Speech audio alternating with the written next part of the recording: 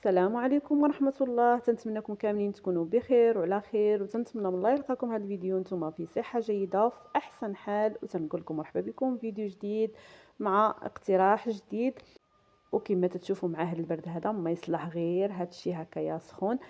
غادي نوجد معكم هذه المحمصة، غادي نوجدها بطريقتي، تتجي لذيذة بزاف، تتجي ما تشبعش منها. سنضيف لها واحد المكون تيخليها تجي رائعه بزاف. بلا ما نطول عليكم وبسم الله على بركه الله ندوزو المكونات اللي غادي نحتاجو. هنايا عندي المحمصه، عندي نص كيلو، ودائما تتبقى الكميه على حسب عدد الاشخاص.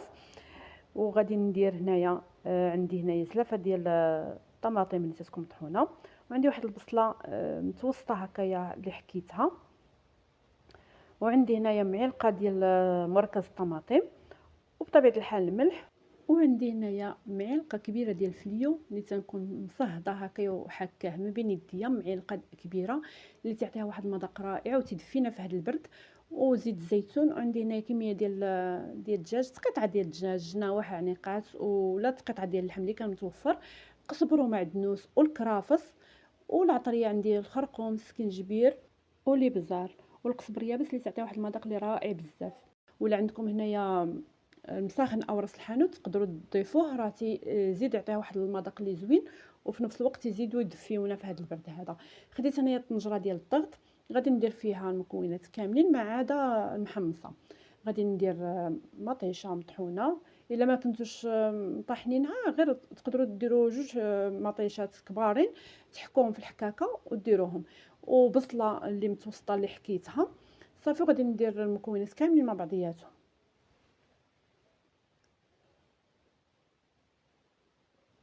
هنا نحاول نقرب حدا الكاميرا، نقرب لكم باش يكون كلشي واضح. هنا غادي نزيد هاد المعلقه ديال الفليو اللي تعطيها واحد المذاق رائع بزاف، لذيذه لذيذه، تجي بزاف لذيذه. وعاد مع هاد البرد هذا تيدفينا، تنحاولوا ناخذ شي حاجه اللي تدفينا. هنايا ضفت القزبر ومعدنوس اللي مفرومين، والكرافس. الكرافس هو تعطيه واحد المذاق اللي زوين بزاف.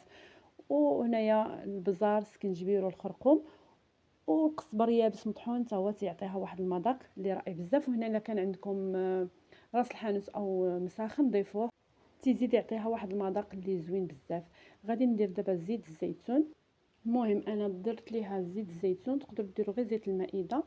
وصافي ونشعل عليها البوطه ونخليها حتى تشحر مزيان وتقلى مزيان. عاد من بعد غادي ندير ليها الماء، ندير لها المرق.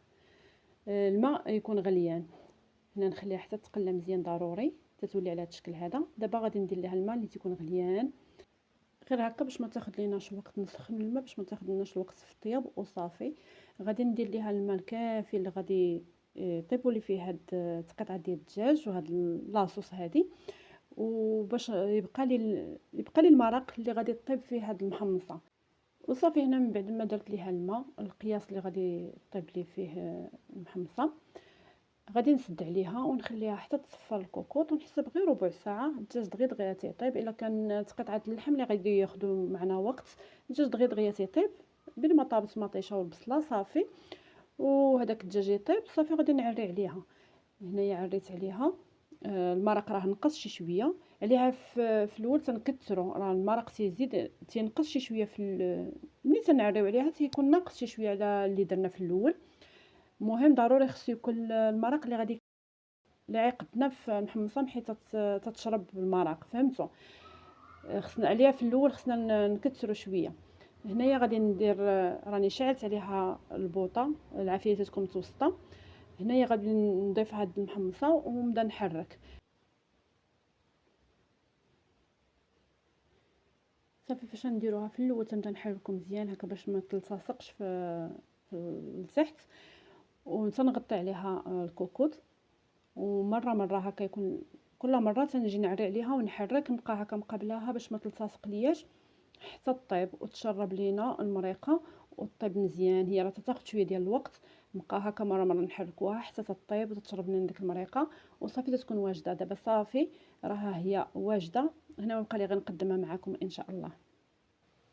وهنا من بعد ما وجدت لي المحمصه او الشوربه ديال المحمصه، غادي نقدمها معكم ان شاء الله. تتجي لذيذه بزاف وإلا كنتو عدد قليل ديروا غير رابعة، راه تتخرج كمية كثيرة تبارك الله. راه كلينا وشاط الخير النص، كلينا النص وبقى النص، راه عين 6 كيلو ما شاء الله، راه تدير كوكوط عامرة. صافي تنقدمها معكم وتناكلوها وهي سخونه بطبيعه الحال، تدفينا في هذا البرد وتتجي رائعه بزاف. داك الفليو، مذاق ديال الفليو مع الكرافس، القزبر يابس مطحون، تيعطيوها مذاق اللي زوين بزاف، اللي لذيذ بزاف.